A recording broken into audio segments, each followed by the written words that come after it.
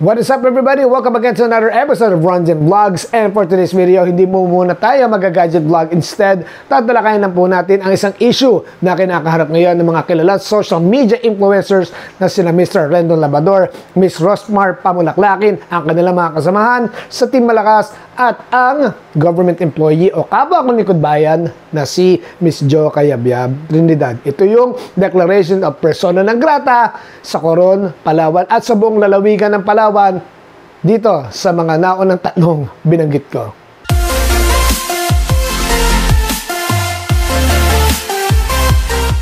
Okay, so bago po tayo magpatuloy, like, share, and subscribe po lamang kayo dito sa Ronjen Vlogs, your tech guide channel na kung saan po natin tinatampok ang mga pinakabagong gadgets na naglalabas ngayon sa market at maging mga stores na nagdadala sa mga ito. Okay, so ang gagawin naman po natin dito ay ito lang po, yung mga kapupulutan lang po nating aral no, sa nangyaring ito.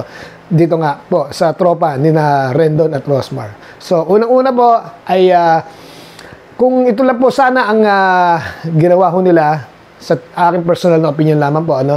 At ito po ay personal na opinion ko lamang po. It does not reflect nor represent anyone else's opinion. Ito ay strictly sa Ronjen Vlogs po lamang. Okay? So yun nga po, sana ang alam ko naman ang intensyon nila ay tumulong at mamigay nga ng ayuda sa mga kapwa Pilipino natin, na mga kababayan natin, no? Na mga taga-Coron.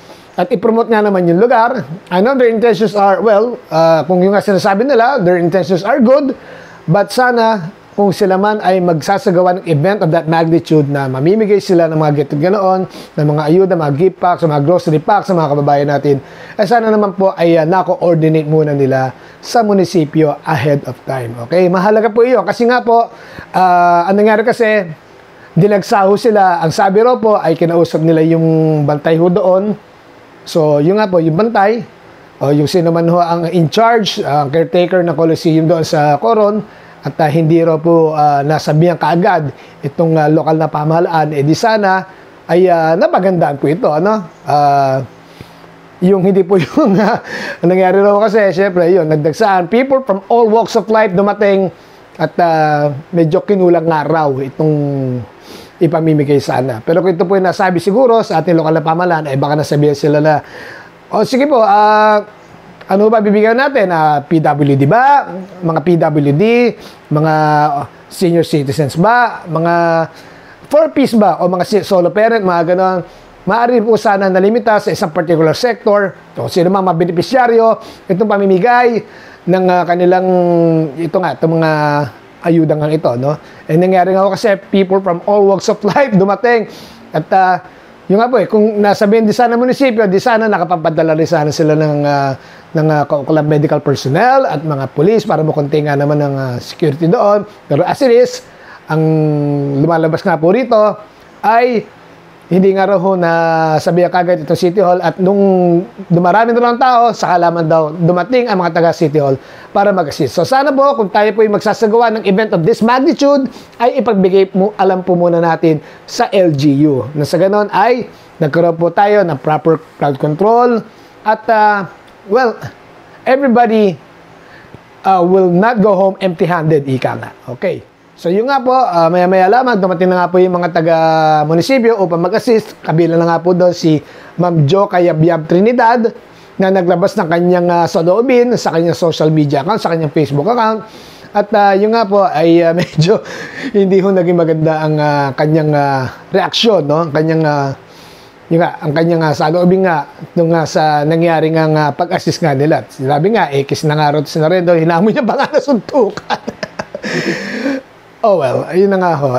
Sa isang banda, hindi ko rin naman masisisi si Ma'am Jo kasi nga ho, pakiramdam nga nila, medyo na-short change sila sa ginawa nilang pag-assist. Pero eto lang po, ang solicited advice ko lamang po, ma'am, maging maingat na po sana tayo sa susunod kasi tayo po, mga lingkod bayan po tayo. At kung ano man po ang ating inaasal, no? O sabihin na natin kinikilos o pinapakita ng imahe natin sa social media, I like it or not, nagre-reflect din po sa ating opisina at sa ating pong mga boss. Sana naman po, maging maingat po tayo kasi nga po, ang ating pong actions reflects the reputation of our office. Now, I understand where you're coming from po, ma'am. Talagang ganyan po. Pero paminsan-minsan po sana, nangyari gawin ganyan no sa atin. Nagbo-volunteer po tayo sa isang event, sa ngalan po ng ating opisina. Kung hindi man po tayo nabigyan in return, salamat na rin po kasi nga tayo po ay mga lingkod bayan po. Okay po? Kaya nga ho, kung meron man ho kayong sentiments o sa tingin nyo nakita nyo na medyo na short change nga ho kayo sa inyong pagtulong, ay maaari nyo naman po sana idaan no, sa proper forum, sabihin nyo po kina mayor o sa vice nyo man ho dyan, nasa ganon, o sino ko sa ho dyan, nasa ganon ay sana ay nabigyan ng kalapasin ho itong ganitong bagay, nasabihin din ho itong tropa, din na Mr. Labrador at Ma'am Rosmar. Okay. Okay, so moving on, dito naman kina Mr. Rendo, kina Ms. Rosmar at sa Team Malakas. I know that you guys have already learned from this. It was a learning experience. Parang gilas Okay. It was a learning experience for you guys na yun nga po. Saka isa pa, ng public apology na nga ho kayo. Nga lang po, it's quite unfortunate but the damage has been done, sabi nga nila. And yun na nga po, itong mga susunod na events nga ho, it will not be in your favor, na persona non grata na po kayo sa, de-declare na kayo as persona non grata ng hindi lamang po, no, ng munisipalidad ng Coron, kundi ng buong lalawigan ng Palawan. But I know that you have already learned from this. At sana po, wala po ng bagay kung kayo man po ay na-insulto man o nagalit man sa isang tao, ay pwede naman pong idaan natin no, sa proper forum. Gaya po na nangyari po nitong huli, ay yun nga po, ay sana nga po na natutula kayo at hindi na po sana ito maulit. Kasi you as media influencers, ako po, here's my unsolicited advice sorry po. Ang akin lang naman po, you as media influencers, we have a responsibility. Okay, kaya nga influencers po tayo. Ako, small time vlogger lamang po ako, hindi po ako katulad nyo talaga. Napakadami na pong followers sa marami ng sumusubaybay sa mga posts, sa mga vlogs ninyo. Ay, yeah, we do have a responsibility to the people who follow us, who subscribe to us. At kung tayo po magpapakita na maganda, gaya ng first intention nyo po doon sa Coron, ay lubos-lubosin na po natin. Huwag na po sana tayo makapag-away.